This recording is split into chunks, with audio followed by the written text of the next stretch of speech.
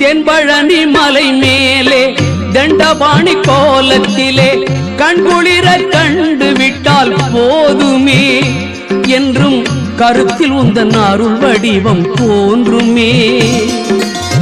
தென்பழனி மலை மேலே தண்டபாணி கோலத்திலே கண்குளிர கண்டு விட்டால் போதுமே என்றும் கருத்தில் உந்தன் அருள் வடிவம் தோன்றுமே.